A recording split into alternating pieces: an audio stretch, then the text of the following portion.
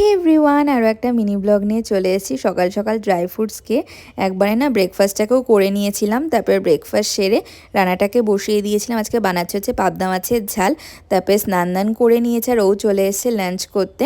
দুজন মিলে লাঞ্চ সেরে তারপর সন্ধ্যেবেলা রেডি হয়ে গেছি। আজকে আছে আমার 5th মান্থের ডক্টর চেক আপ। আর কালকে যেহেতু অ্যানোমালি স্ক্যান করা হয়েছে, তার রিপোর্টটা ডক্টরকে দেখানোর আছে। আর অ্যানোমালি স্ক্যানের রিপোর্ট কেমন আসলো তা আমি বড় ব্লগে শেয়ার করে দিয়েছি। আমি নিচে লিঙ্ক দিয়ে দেবো, তোমরা দেখে নিও। তারপরে ডক্টর দেখিয়ে বাড়ি চলে আসলাম। এসে ওর জন্য চা করলাম, আমার জন্য দুধ গরম করলাম। আজকে না অনেক দিন পর একটু বাইরের খাবার খেতে ইচ্ছে করছিল, তো ডক্টরের কাছ থেকে পারমিশন নিয়ে ও আমার জন্য নিয়ে এসেছিলো চিকেন চাউমিন। আর আজকে যেহেতু আমার ইঞ্জেকশন দিয়েছে, তো কিছু রান্নাবান্নাও না করতে ইচ্ছে করছিল না।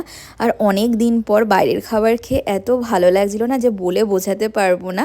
তো আজকের এই মিনি ব্লগটা কেমন লাগলো অবশ্যই জানিও, ভালো লাগলে সাবস্ক্রাইব করে দিও।